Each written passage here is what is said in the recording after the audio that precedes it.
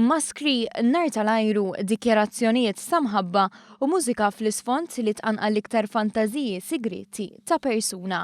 Dawn kienu l-ingredjenti li ġelu lil iktar minn 3 miljun persuna jsegwu trailer ta' 50 Shades Darker, it-tieni film ta' sensiela fittizja 50 Shades of Grey, u dan sa 24 sija biss wara t-tnedija tiegħu. Reazzjonijiet għal din is-sensiela ta' films huma varji, ħafna jqisuh bħala insult lejn il-letteratura u ċ-ċinema, filwaqt li oħrajn jqisuh bħala skuża tajba l-ħarġa fit-tmiem il-ġimgħa ma' tfajliet biex jaraw lis Sur Grey lura fis-swali.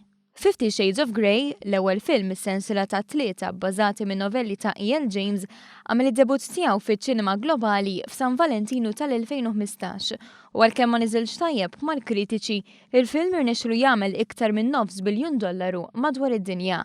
L-ewwel film spiċċa bit-tmiem ta' relazzjoni tal-karattri prinċipali, Anna u Christian, iżda min qara l-kotba jaf li l-kbir għadu ġej. 50 Shades Darker se joffri iktar sorpriżi u iktar sigreti, u xi mawra lawnu lemm sal-kamra l-ħamra ma tonqos żgur. Minkejja l-kritika lejn il-kotba l-films u anke l-atturi stess, bla dubju li 50 Shades Darker se jerġa' jiġbed il-miljuni lejn iċ-ċinema fi frar li ġej. Iżda għalissa kulħadd jissodisfa l-kurżità tiegħu b'dan it-trailer.